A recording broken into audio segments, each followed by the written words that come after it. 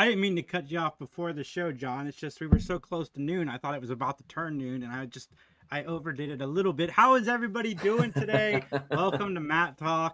Um, John, how are you? I'm doing well. I that's what I thought happened. I didn't take it as any offense. Justin and I were yammering and talking and chatting and whatnot, and then you just cut us off. So I looked at the clock on the computer. I'm like, oh, 12:59. We need to get this show going. But I'm I doing didn't cut you well. off. I left you on the screen until you stopped talking. Well, that's true. That's true. So technically, it wasn't a cutoff. But I anyways, never cut you off, John. so I'm good. I'm good. Things are well. Looking forward to talking about this episode of Matlock. So let's kick things off with what you're watching, man. What are you watching? We're gonna do something a little bit different today for what we're Oh, watching, John. uh-oh. I have a package here from Liz, our lovely listener whom we love. Guys, go check her out at Dark Sea Yarn. She was at a garage sale and she picked up some stuff for me, and I figured I'd unbox it here. I have the box open to the side. I haven't looked in it yet, but she got some cool stuff. She got me Dune on VHS. Oh, the original? Yeah, I've never seen it. Oh, really? Yeah, so I'm gonna make Justin come over and watch it with me because I hear it's amazing. Um, and then she got me the Burbs, which That if you guys have not seen the Kiki Palmer show, The Burbs, you do yourselves a favor. It is extraordinary. It came out this year. Got renewed for a second season. And uh then the she got the me the this Burbs if gem may, that John may I and I are going to interject? cover eventually. Facing the You crowd. Awesome. you collect VHS too, don't you, John? I have some. I don't actively seek them out unless it's something unbelievable. But may I interject for a minute though? The Burbs. I feel like that's the one Tom Hanks film that flies under the radar. Uh, yeah, there's a couple that fly under the radar. I mean, people don't talk about Splash a whole lot either anymore, and that's such a Yeah. good one with him and John Candy. And the Money Pit. Yeah, a lot That's of his another one. comedies fly under the radar, and he was a funny son of a gun. His Hmm. Happy Days appearance is fantastic. He plays like Okay. a karate expert. It's fantastic. She got me White Christmas because she found out I had never seen it and thought it was a travesty. Let's see what else we got. One more. Is that it? Yeah, one more. One of the best. uh Talk about underrated comedies. Clue. I got to see this in theaters, and they did, different showings had the different endings, and it was a fun experience. No mold either, so that's a win. So VHS tapes, if you collect VHS tapes, always look for white here because that's a sign of mold, and it can ruin your VCR. oh, some helpful tidbits from you. That's for you folks that still have a VCR. Yeah, see, I don't just collect physical media in the sense of new stuff. I like the old stuff. I like VHS for a few reasons. One, I think they look cool. It reminds me of my childhood. And also, if you watch one, you could catch some cool previews to movies that are completely forgotten about that you might want to check out. So that's another reason I like VHS is just because of the trailers at the beginning. So, a face in the crowd. When are you viewing that? Whenever you want to come over and hang out. Okay, that's the correct answer. That's what I was hoping for. It's fantastic. I just actually had a colleague, a coworker, just watch it. Oh, about 3 weeks ago, because they were on a little bit of an older movie type of um, kick, if you will, and they said it was phenomenal, and I said, of course, you're telling me, I know it's phenomenal. So, hey, speaking of which, no time for sergeants. We did something a little different the last time that we did Matt Talk. Has there been any feedback, Jason? Because I'll be honest, I haven't heard anything from anyone. Did you get any feedback? Is there anything in the inbox that's was telling us that they loved it, they hated it, whatnot? I did get a message from Liz. Oh, let me pull it up. While I you think I do that, mentioned that, I'd never laughed out loud at a classic comedy like that. So she recommended some others that might make me laugh out loud, which was The Philadelphia Story, Duck Soup, The Thin Man, and The Court Jester. the Thin Man is actually, dude, the Thin Man's playing this week down at the Ohio Theater for Kappa, $6. Oh, nice. You want to go? It's on Thursday. Maybe what day? What day of the week? Thursday. I don't know if I have a Thursday night obligation already because that's the night Kylie and I go to the movies. But I don't think we're going to the Well, movies. bring her along too. It's a movie. We'll all go as a big movie going crowd and There we go. We can get our see. pedicures beforehand, which Justin doesn't know this, but you and I have volunteered him to go get pedicures with us. That's right, Justin. You're going with us. Either you're getting a pedicure or you're going to videotape our pedicures. One of the two. Yeah, it's gonna be fantastic. I've always wanted to get one. Look, for those people out there that are like, whoa, whoa, whoa, what? Look, I have horrible looking feet. Like I make no bones about it. I have gargoyle feet. They're hideous. I'm appalled by them. But not only are my feet hideous, but my toenails are hideous as well. They grow weird, like unevenly and whatnot.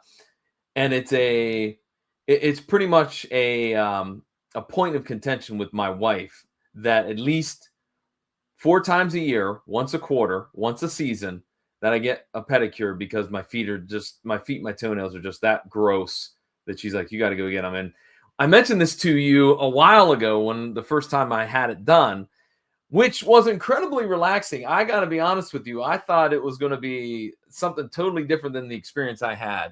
But nonetheless, Jason and I are planning on going to get our feet pretty. So I don't know. Has Justin replied to this yet? He has not, but John, you asked what I've been watching. I've been watching Hallmark. They've been sending screeners, and the response has been like overwhelmingly positive to our reviews on Hallmark. So I watched the new Jesse Metcalf, Kimberly Sisted movie last week, and that was a lot of fun. About a '90s boy band. They're trying to find the original lead singer so they can stage a reunion on a morning show. It was fun. I had a great time. The chemistry, rom com. The only thing that really makes a rom com good or bad is if the chemistry between the two leads works. Because if it doesn't work, the movie is not going to work. But I thought it worked. If you're into the Hallmark movies, it's totally for you. I wasn't a big fan of the big hit song that they had from the '90s, but overall, like the movie was fine. Okay, all right. For me, I actually feel like even though it's just one thing that I've watched, the length and the pageantry around what I did watch, it gets a pass. I went and saw the Odyssey, so 3 hours. Um, I liked it. I thought it was very well done. I also feel like you couldn't do it any less than 3 hours. Like 3 hours is perfect timing for that tale to tell all the loops that and all the different journeys that Odysseus goes on. I feel like 3 hours was perfect. Really liked it. My only gripe was, and I don't think I'm spoiling anything here.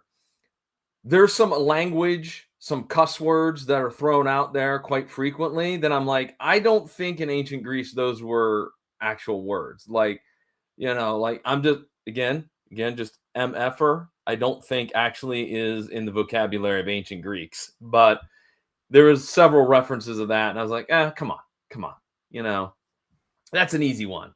But overall, I liked it a lot. I gave it an A minus. If I was grading it, it was solid. Have you seen it yet or no?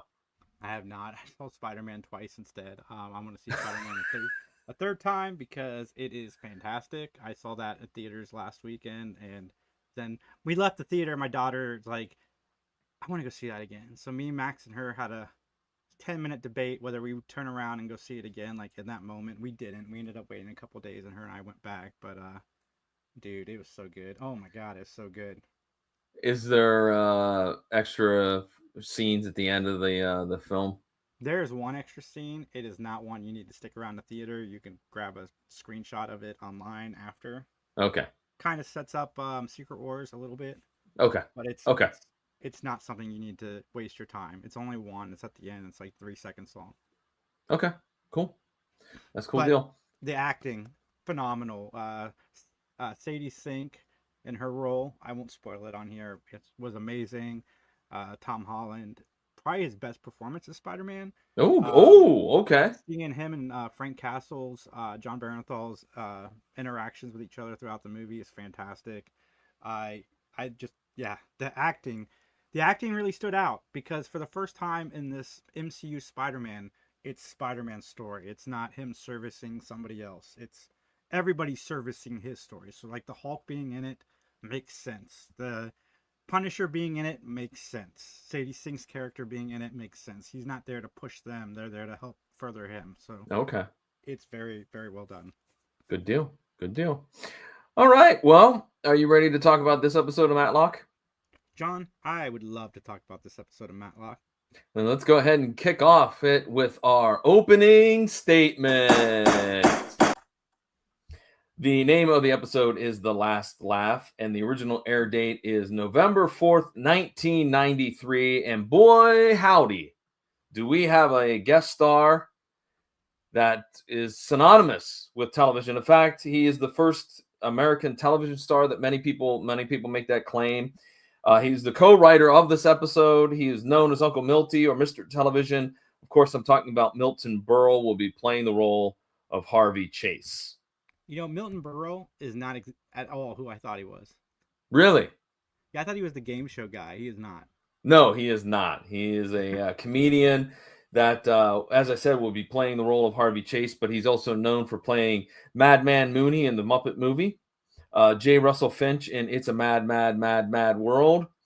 And then most of the time he has many credits where he's playing himself, such as Here's Lucy, That Girl, Chips, the Jack Benny Program, the Danny Thomas Show, etc., etc. Yeah, Milton Berle is one of the big historical figures in American television, albeit that even more recently in the last 10, 15 years, he's come under fire for being a little bit problematic, if you will. So any comments on Milton Berle? I need to see It's a Mad, Mad, Mad, Mad World because I like the remake Rat Race. I thought that was a lot of fun. I need to watch that. He was also on one of my favorite cartoons, and I really wish it would make a comeback, which is The Critic with John Lovitz. Mm-hmm. And also his final film role was in Kenan and Kel's. Kenan and Kel's Two Heads Are Better Than None.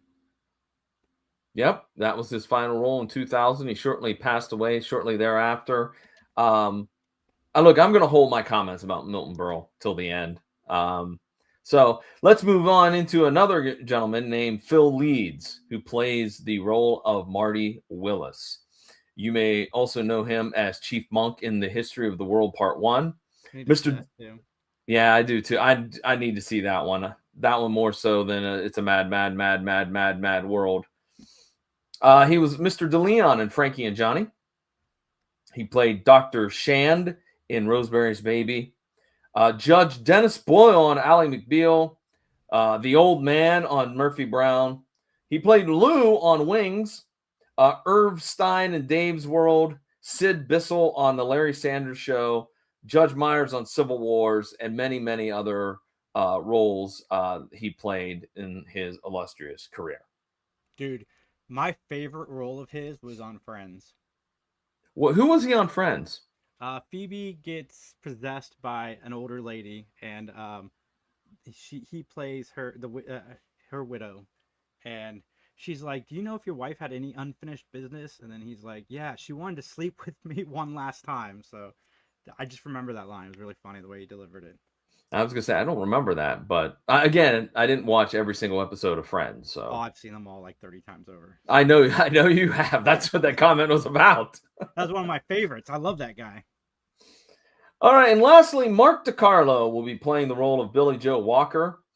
You may know him as a voiceover actor for Hugh Neutron in every single Jimmy Neutron project. So this guy did not have to worry about a paycheck. He was getting paid hand over fist because Jimmy Neutron was a huge cartoon sensation back in the day. And the fact that he played Hugh, which is the father figure, just that's a lot of roles for an individual. But he also played Alec Berg on Seinfeld, news anchor on 10 Shades Darker, Teddy's father on The Rookie, Chance on Lucifer, Storm Reno on Las Vegas, Albert Mayo in Curb Your Enthusiasm, and he played the role of Freddie in Saved by the Bell, Wedding in Vegas. I don't remember him in Saved by the Bell, but John said 10 Shades of Grey because he wanted to throw everybody off the fact that he is a huge fan of 50 Shades Freed and the entire franchise. Um, yeah, Wait, what are you talking about? I said the wrong title. you said 10 Shades Darker. What is it? What's the Fif- actual title? 50 Shades, you know what it is. 50 It's Shades 50. Darker. John has a poster in his room I with do every not. First, orange. let me explain. Wait, hold on. I did see the movie. I saw the first movie, 50 Shades of Grey, and it was ridiculously awful. It was. Listen, let me have a rant for a moment. Here's the hot take for the show. When you go into a theater to watch a movie that is basically has a target audience of every soccer mom in every suburban city, and those women come in and they make fun of the movie and laugh about it, then you have done messed up. You have created a crap movie that your target audience doesn't even like it. So, right then and there, Well, John, it is a book that a bunch of people read that uses the word tummy in a sex scene. So, uh, like, it's uh, not the best written already. And yeah, no, it's hot as the movie wants to be. It is not, and that's a it is shame not. because the cast behind it is actually pretty awesome and other things. It Yeah, started so, as Twilight fan fiction, like right, right. It's written by E.J. James or E.G. James or yeah, E.E. she's James. hiding her name. Yeah. Who's got the hot take now? Hey, dude, I don't think that's a hot take to hate on 50 Shades. Okay. I mean, it's got its audience. The movies did like all of the money, but like I've seen all three because I was married at the time and I was taken. I was dating somebody seriously, and so we had to go because she wanted to go see it. No, stop it. I had no desire to see that movie. Anyways, so there you go. There's our guest stars. And so now, Jason, we're at a part of the episode where I have to ask you a very important question. And that question is I need you to be able to give me your opinion, solely your opinion, and only your opinion. So help you. Well, John, we need to talk about Gwyneth Walsh. You just tried to brush right over her. She played Bietor in Star Trek Generations, Chief Examiner Namira in Star Trek Voyager. She was recently in the Hallmark movie The Love Heist, and one of my friend Jamie's favorite shows, Virgin River, as Jo Ellen. She's been in a whole bunch of Hallmark stuff, like Secret Ingredient, It's Christmas Eve, Homegrown Christmas, like Cats and Dogs, My Favorite Wedding. She is royalty, and we were about to just brush right over her. She plays the very important role in this episode. Why I find her name in this episode. Kiki. She play in this episode. She doesn't play Kiki. Kiki. Oh, Yes, she she does play does. Kiki. First of all, Gwyneth, I gotta wait a minute. I gotta give props to our producer who is on fire with the comments in the private chat. By the way, Justin. So I appreciate them, and I agree with you with your second comment. I was thinking the same thing. Anyways, and she also has a hat trick, John. And you were about to just brush right over her. no. Yeah, she's been in all three. Captain. She's been in more stuff than Milton Berle, I think. Um, she was also in the wonderful Nintendo show Captain Power and the Soldiers of the Future. Captain Power. I remember Captain Power. Yeah, I'm sure you do. Friday the 13th, the series. This woman has been in everything, John. And Well, my humble apologies to what's her name again? Her name's not Kiki. It's what? It's Gwyneth Walsh, man, so Miss disrespectful. Walsh. Honestly, I just wanted to troll you, and I just clicked one of the names, and she just happened to be super awesome and on all of the things that I love. Miss Walsh, I humbly apologize for overlooking you in our guest stars section of the show. I tip my hat to you in your fantastic career. I apologize again. And quick plug, she's got a new movie coming up, Sins of an Amish Husband. Sounds Lifetime. I was gonna say that sounds kind of cheesy, but anyways, all right. We had a failure to launch before with our question that I had to ask Jason. So Jason, I ask you again: are you ready to give us your opinion, solely your opinion, and only your opinion? So help you. No, not yet. We got one more guest star. This is the final one. Desiree Marie Velez. She played in one of the greatest comic book video game movies of all time. She played Angelica in Super Mario Brothers, the movie from 1993. Yes, but however, if you also will be completely transparent and tell the audience that that's one of not very many credits to Miss Velez's career. It's not the size of the career, John. It's what you do with it. Well, speaking of what we're going to do, why don't we go ahead and jump on into this episode, Jason? That sounds great, John. I'm ready. I've been ready. Okay, then it's time to testify. Let's dance. For our audio listeners, if you don't know, we are moving to the song. All right, the plot of this episode of Matlock is when a has-been comedian is accused of murdering a fellow comedian, Ben defends him in court.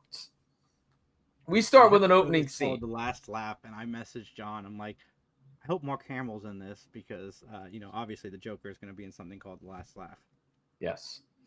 We get, for our opening scene, of course, again, another great scene of the Atlanta skyline. And then we cut to a ballroom where a celebrity auction is going on where, and I think they didn't make this clear, but I think on the sign it said it was for charity, like the proceeds were going to charity.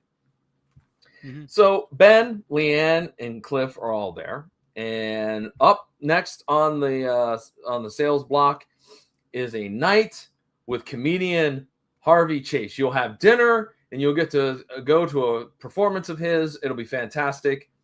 And Ben gets in a bidding war with his other lady over the price. Ben ends up winning the package at $225, which I was surprised that Ben didn't throw a fit because, as we all know, Ben is a little bit of a tightwad. Any thoughts on that $225 price tag, Jason? It's a lot. Yeah, it would be a lot, I suppose, in 1993 money. I don't know what that would be. Can you calculate what that would be in today's money? $225 back in 93? Yeah. All right. While you're doing that, we cut to a scene of Harvey on stage. And Harvey's doing horrible comedy. Absolutely awful comedy. Every joke is just a dud. And the camera pans back, and we see that Ben and a guy that's so drunk he passed out on the table are the only two individuals at this performance. How much is that? $225 is it worth? $574.90. Oh, Justin said $519.99. Well, I'm going by the AI overview, not like I didn't go into anything specific. Oh, okay. Well, Justin did the actual calculation. I'm going with Justin. I think $519 would be it. Of course you would. Would you pay $519 to have dinner with a celebrity? No? Are you sure? Yeah, doing conventions and stuff, my favorite part of doing conventions nowadays is interacting with the people that are attending more so than the celebrities. I do like talking to the celebrities, but my favorite part of them now is just talking to people. Mm-hmm. Well, so this is obviously an embarrassing moment for Harvey because, as I said, there's nobody there. We go to a scene in the backstage area where Ben runs into Harvey and meets him. And he reveals to him, hey, I'm the guy that won the auction, for the dinner and the live show. And Kiki comes and interrupts. And she's like, look, we got to talk. And Harvey's trying to shoo her off. And she's like, look, we need to know. We need to talk. And Harvey's like, whatever, we'll do it tomorrow. And she's like, there's not going to be a tomorrow. Huh? So the club is dropping Harvey Chase and bringing in Billy Joe Walker as his replacement. All of this takes place right in front of Ben, and Ben is kind of he feels bad for Harvey, and Harvey asks, hey, could we take a rain check sometime? I'm not going to be much of a person that's wanting to talk or tell jokes or whatnot. So I honestly thought the young comedian at first was Paul Reiser. I did too. He is, of course, the gentleman that we talked about. He is Mark DiCarlo. But yeah, I thought he was Paul Reiser as well. He looks very much like him. Well, and we're gonna talk here real quick. I'm gonna take a sidebar for a moment. That the thing with Billy Joe Walker that Harvey doesn't like is not only is Billy Joe Walker the next superstar, the next big comedian, in that he's got that 90s style to him, like a Sam Kinison, like an Andrew Dice Clay, like, you know, those type, like a George Carlin, that's cutting edge. And the older comedians don't find that funny. So we go to a scene at the comedy club where Kiki arrives and she hears a ruckus down at the end of the hall, and it's Billy Joe Walker and his wife fighting because she catches him messing around with another woman. So then we cut to a scene where Billy Joe Walker comes out of his dressing room and he runs into Russell. And I wrote down, who is this guy and why do we care? Well, we'll find out in a little bit that he is an important character. Jason, did you have that same reaction when we met Russell? I did. Yeah, because he just was like out of nowhere. But I liked how he was very stereotypical with the cutoff shirt and the ponytail and all that jazz. Very, very a thug goon attire that was pretty popular in the 90s. Or John in the 90s. Look, I admit there was some fashion that I wore that I had a tracksuit. Yeah, I wore a tracksuit. Huh? I want a tracksuit, like in the present tense. No, I did not run track. I just wanted one because, you know, all my hip hop heroes had tracksuits, so I gotta have a tracksuit. That's why I want a tracksuit. So you can be like Run DMC? I do, so I can do it at karaoke and just put on my tracksuit. All right. So Billy Joe is on the stage. All right, and he's telling his jokes. And then he points out that Harvey's in the crowd, and then they start to verbally joust, right? Like Billy's just throwing insults and Harvey's throwing insults, and Kiki comes and gets Harvey to get the heck out of there, right?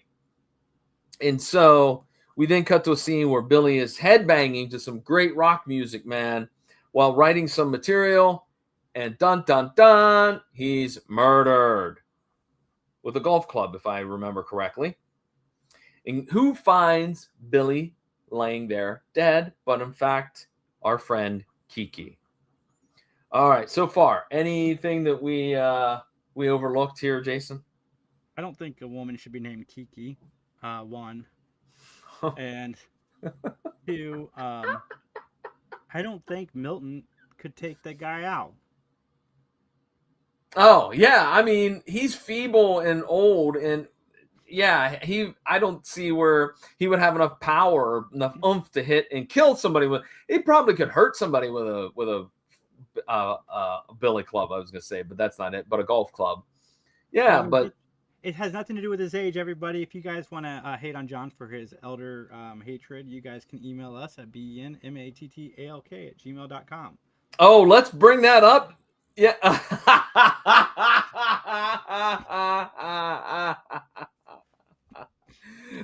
Justin. I do have an old picture in MC Hammer pants somewhere. Oh man.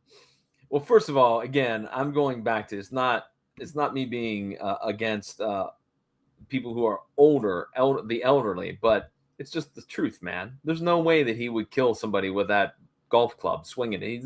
He says he's 81 years old at the end of the episode. He doesn't have enough oomph in it. I'm just telling you right now. Anyways, we go to police headquarters, and what do you know? Harvey's there in the jail cell, and he's entertaining all of the cops while he's locked up. And Ben shows up, and Ben's like, hey, look, there is some fingerprints on a glass in the room with Billy. So how did that get there? And Harvey's like, I don't know. I never went in his room. I never went in his dressing room. I don't know where that came from. I don't know. Harvey's side of the story is that, yes, he was mad. He was mad at Billy for making him look like an ass, a jackass, no doubt. And he went backstage after the show to say, hey, look, I'm sorry. I let your comedy get in the way. I shouldn't have done that. I'm sorry. But as he knocked on the door to apologize to Billy, there is no answer. So what happens is Harvey goes to play cards over at another nightclub. All right. Now this, I don't know if you've ever had this or not, but one of the big pieces of evidence in Billy's room is the ink stains from his pen and creme de meth. Have you ever had creme de meth? Straight. I don't mean mixed, because he was drinking it straight and that made me want to throw up. I don't know. I don't think so. Ugh. Like, it's fine mixed, but straight up, ugh. No dice, man. No dice. Okay, so we talked about Harvey. He was his alibi is he was playing cards, right? And so Ben makes a wager that Harvey will make Leanne laugh, because Leanne and her father had this conversation about how, he's kind of past his prime, as we'll say, and whatnot. So Ben's like, yeah, $10 says that he'll make you laugh. By the way, I'm going to jump ahead a little bit. Do we ever find out if Leanne won the bet or not? We do. Really? When? The final moments of the episode, she hands her dad $10. She hands her dad $10? I must have missed that, because I put down, I put down at the end of my notes, what happened to the bet? All right, so you know what? You caught something I missed. That and Mrs. Walsh. I missed her as well. Again, I apologize. So Leanne goes to the comedy club to interview Kiki, and they just kind of get some basic information about, how things went that day prior to the murder. Marty is Harvey's pal and his alibi. The only thing is, he doesn't know when Harvey actually arrived to play cards, and Harvey is very upset with him, which we're going to get to that too in a minute. Anyways, again, ladies and gentlemen, if only you could see what's going on in the private chat here. So, all right, we got a comment from one of our viewers here. Hey, Destiny, how are you? What's up, D? So, Cliff interviews Billy's wife, right, at a hotel. And Cliff basically calls her out on having somebody in the room, because he's like, there's somebody in this room because you're wearing makeup and you said you just got out of the shower and you're wearing a robe. What the heck? So we find out that somebody named Jeremy has been involved with her. And so she was trying to outplay the playa, if you will. And Jeremy is just like, I'm just here. We've been having an affair. But it's revealed that Billy owes $500,000 to a loan shark named Russ Tyler. Remember good old Russ with his cool sleeveless shirt and his ponytail? Yeah, that's why he's important, because he's the loan shark. So Harvey decides to jump a bus. Jump bail. He's not Evel Knievel. He's not jumping a bus. Jump bail. And I wrote down he's taking a bus, because apparently Marty said he wouldn't drive. He wouldn't take a plane because he's afraid. He would take a bus, which I don't know. That's I don't know if I'd want to travel by bus anymore. The way things are, I don't think I'd want to ride a bus. You, Jason? Keep a shank in your shoe. No. Have you ever traveled by bus? You have. Greyhound? I think so. Where to? Can I ask? Orlando to I don't remember. It was to visit my friend Alicia back in high school, after high school. Oh, okay. All right. So was it as bad as everybody says it is? It's fine. Took forever, but it's fine. Well, yeah, that I'm sure of. Well, there's a guy that's comes up to Harvey, and he doesn't really recognize Harvey as being this world-renowned comedian. Instead, he was just like, I need you to tell me where to get to, or how to get to this particular hotel. Another reason that Harvey is upset. Well, Leanne and Cliff show up at the bus depot. Harvey hightails it to the restroom. And in the meantime, Ben is off at the local boxing gym talking to Russ. And Russ is like, yeah, he owed me $500,000. But I wasn't there, man. I wasn't there at the time that this went down. And you can ask anybody. I drive a red Mercedes. I had some slick clothes on, yada, yada, yada. It wasn't me. I wasn't there at the time. So Cliff ends up giving up on the restroom silliness with Harvey, which at this point, like, why doesn't Cliff just rip one of the doors open or bust the lock and just swing it open to grab him? No. Instead, we have to do this terrible, terrible shtick of where Leanne in a few scenes will be the one to fetch him from the bathroom. That boggles my mind on that one. We go to a scene where Ben is at the club and he decides he can't help himself. He gets up and starts doing a little open mic night, telling some jokes. Kiki interrupts and Ben wants to get Rick's phone number. Now, Rick is one of the valets, and one of the things that kind of gets hidden a little bit in this episode is that there's an other crime besides murder going on, that there was a bunch of stolen cars. And those cars' information ended up in the possession of Billy Joe Walker. So that is something that is a little bit convoluted, if you will. So Leanne is waiting for Harvey. She barges into the restroom. There's another guy that comes in, and he being Harvey's like, oh yeah, it's all her idea. It's all her fault. Anyways. But they do mention, or at least Leanne mentions, look, if you jump bail, if you skip out of town, then you're going to hurt Kiki. She's going to lose the club. She's going to lose her house. She's going to be in debt. And that kind of makes him see the error of his ways. So, all right, Jason, before we move on here, I'm going to take a swig of OJ. Anything else that we need to talk about in these last couple of moments? No, but it's funny them trying to get him out of the bathroom. I laughed a bit. All right. So we go back to Ben's home, and Ben is yelling at Harvey about jumping bail. And then, as we've seen before, Ben wants Harvey to be serious. Come on, take this seriously. Your life is on the line. Do you want to go to jail? Which my point would be, he's 80 years old or 81 years old. He doesn't have much time left. Maybe going to jail. I don't know. That maybe was unkind of me to say. But anyways. I mean, it wouldn't kill him, right? Well, in theory, it wouldn't. Anyways. So, Harvey has a moment of clarity where he talks about his career and how it fell apart and how fame is very fickle. And he pulls out the handkerchief out of Ben's pocket and he blows his nose. And Ben is very upset about that. But then Harvey goes, look, I didn't really blow my nose, which is the stupidest joke ever. Like, what was the point of that whole joke? I don't get it. I don't know. It's ridiculous. I don't get it either. But this gives Ben an idea. So Cliff talks to a lady who had her car stolen from the venue.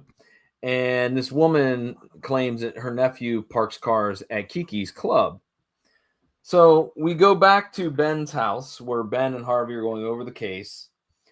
This is again, where we see the sneeze in the handkerchief. And so now we go to the courtroom. Now, folks, I'm going to say things are going to get a little bit bonkers. I'm hoping my partner can help me out here. In the courtroom, Kiki's on the stand. Mark was a valet, and on the side, he would steal cars. He would make a plastic copy of the ignition key, and then later, at his leisure, he would steal the car. They found the list of the cars in the pocket of Billy, and basically, Ben pitches this idea that maybe Kiki was being blackmailed because she knew about it. She had to know about it. All right. There was some really good silliness with the opposing attorney and the judge, with Ben, like going way out of bounds and those two trying to reel him back in. So Ben presents this theory that Kiki, who was getting a cut of the stolen cars and allowing it to go on, was finally tired of being blackmailed by Billy. So she basically swiped the handkerchief from Harvey, who had apparently was so drunk that he didn't realize what was going on, and then used the handkerchief to cover up the crime, because as it went into the office, or the dressing room, excuse me, that is where the handkerchief comes in contact with the ink from his notes, from Billy's notes, as well as the creme de menthe. But the final thing is the piece of evidence that Kiki, her purse smells like creme de menthe on the inside of the purse. But it does have the same stains as those two stains in Billy's room, which of course is the ink and the creme de menthe. And so in our couple of closing moments here, Harvey is found not guilty. Harvey is at a show that looks like it's packed. He's telling jokes. Ben and the crew are there. And as you said, Jason, thank you for catching this, as I didn't catch it. Leanne hands $10 to her dad because he won the bet. And we fade to black. Yeah, it was Harvey's sex jokes that got her. And they were actually pretty funny. His set at the end, I laughed. All right. With that, is there anything else that we got to do? Did you send over your ratings to Justin? Of course I did. I did it a long time ago. I did it 4 weeks ago. You did it 4 weeks ago? No, you didn't do it 4 weeks ago. I will send mine on over here in a moment. Why John is sending that over, everybody. Yeah. Please email us at benmattalk@gmail.com. Like this video, hit subscribe, and follow us for more wonderful Mattalk content.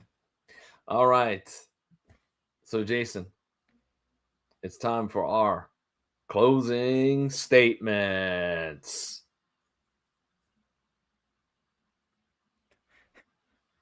This is part of the podcast, John.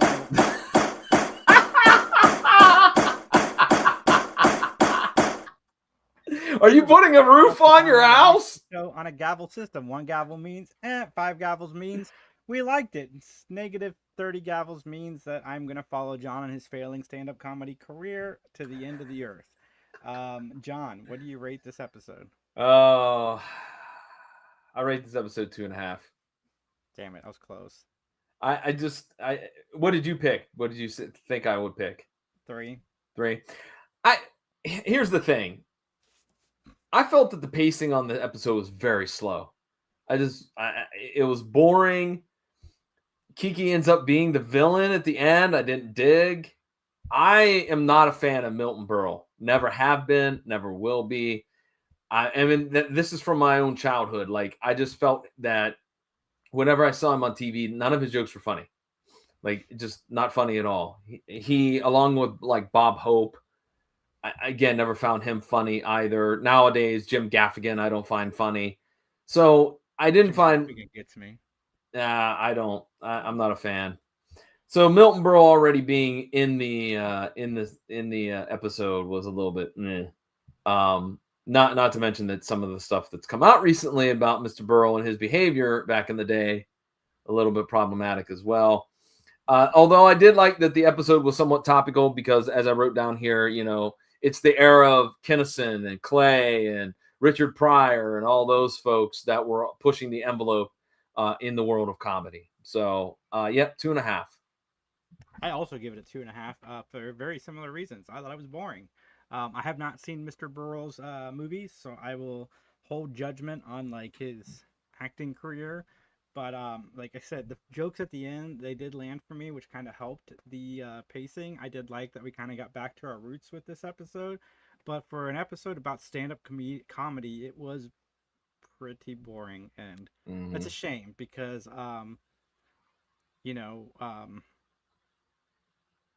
the acting from Leanne was great. Still like a glorified guest star in these episodes.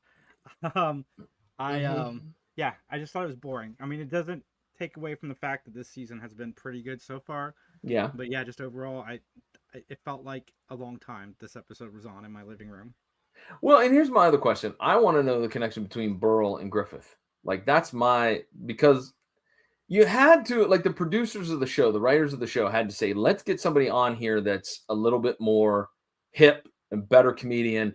And I know you're going to say, name one, John. Well, Richard Jeni, at that time period was a very funny comedian. You could have plugged him in the Milton Berle role. Arsenio Hall, maybe, to get that crossover. I mean, He there might be there a were little iffy. They probably came up in stand up at the same time because Griffith was also a stand up. That's true. That's true. So, all right. Well, let's talk about the Three Geeks podcast. Jason, what's happening with your fine show, dude? For the first time ever, I've scheduled the next 3 weeks of interviews. You know how happy that makes me. I'm so happy. Um, Justin helped me with some busy work, which also like made me so happy this week. Because it can get tedious just doing the like posting to the blog, doing the audio Mm-hmm. feed, doing the scheduling on YouTube. It's just a lot of scheduling. It's a lot of scheduling. And I'm glad that I didn't have to do a lot of that this week. So it allowed me to free up and get the editing done.